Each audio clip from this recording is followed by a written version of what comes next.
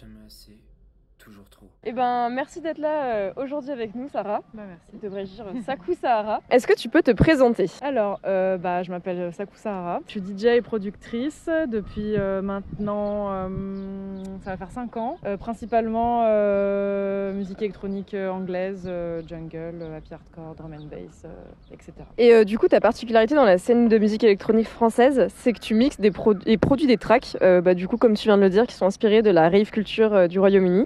Comment est-ce que tu as découvert cet univers et où est-ce que ça t'emmène aujourd'hui et demain? Alors cet univers, je l'ai découvert d'abord à travers les jeux vidéo, parce qu'il y a beaucoup de musique de drum and bass dans les musiques de jeux vidéo, et je me suis intéressée pas mal à cet univers-là. C'était un style en fait qui me plaisait énormément, parce que j'aimais pas spécialement la techno et la house, donc je me retrouvais vraiment dans ce style-là. Et mon cœur qui s'est dirigé directement vers ce style-là au fur et à mesure de mon évolution. Est-ce que tu peux nous présenter rapidement ce courant, parce que c'est vrai que nous on est un média assez généraliste sur la musique. Du coup, qu'est-ce que c'est la drum and bass? La drum and bass, waouh, c'est hyper large comme question. Plus jungle que drum and bass à la base. J'ai surtout apprécié ce style via une DJ que j'aime vraiment beaucoup qui s'appelle Cheryl. J'ai beaucoup découvert ce style-là via son label qui s'appelle Oversound. Et je sais que c'est un style en Angleterre qui est né là-bas, qui est vraiment représenté là-bas. Je me sentais proche de ce style aussi parce que je trouvais pas ma place dans le style en France. Je sais que l'histoire de la musique française, on a vraiment un gros manque, à part la French Touch, quoi.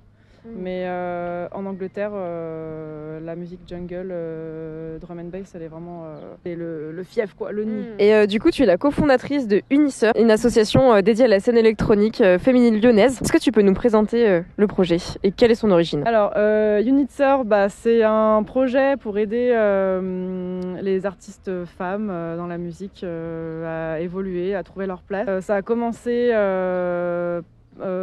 c'était en 2021 au projet de faire mixer une vingtaine de femmes au sucre en live stream suite à un projet en fait qui avait été monté à Lyon par des hommes en parlant des protagonistes de la scène lyonnaise où il y avait justement que des hommes qui avaient préparé des mix et justement on s'était dit qu'on pouvait pas laisser ça comme ça. Donc on a utilisé ce désastre pour créer quelque chose qui allait contrebalancer et ensuite on s'est dit qu'on allait organiser des petites soirées pour aider les filles à avoir leur première date, aussi une résidence radio pour leur permettre d'avoir des petits mix aussi à proposer sur SoundCloud et développer un peu leur carrière et leur profil.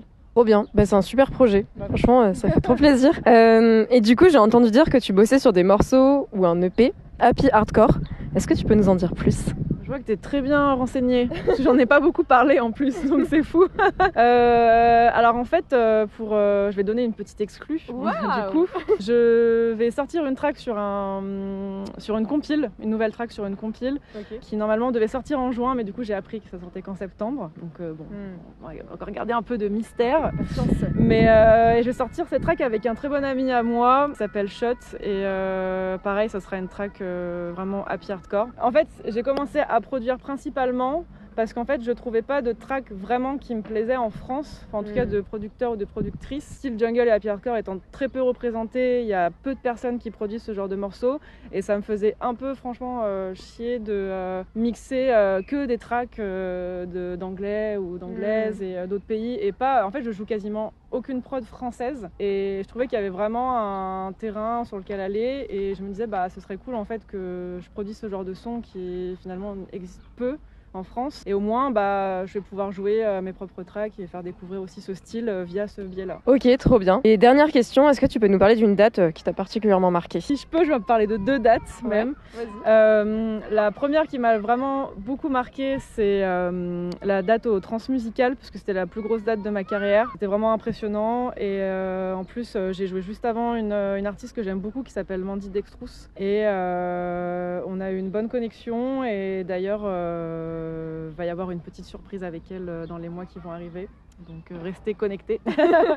Et la deuxième date qui vraiment pour moi c'est quelque chose qui me tient à cœur, c'est forcément les Nuits Sonores. C'était la 3e année cette année que je jouais, donc 3e année d'affilée. Je dirais la date de l'année dernière parce que j'ai eu la chance de jouer après Young Sing et donc après Cheryl que j'aime énormément. Et ça m'a permis de les rencontrer, de pouvoir aussi proposer à Yongsing de faire Rins avec moi et de garder un peu un contact avec Cherel qui est une grosse source de motivation. Et en tant que lyonnaise aussi, jouer au Nuits Sonores, c'est un peu la consécration. Donc une date qui me touche. Et aussi, c'est la première fois que mes parents me voyaient jouer. Ouais. Donc je pense que la boucle est bouclée. Voilà. Ok, trop bien. Et ben écoute, on a vraiment hâte de voir ça. C'est tout pour moi. Merci pour ton temps. Et puis on a hâte de voir ce que tu nous proposes tout à l'heure. Avec plaisir.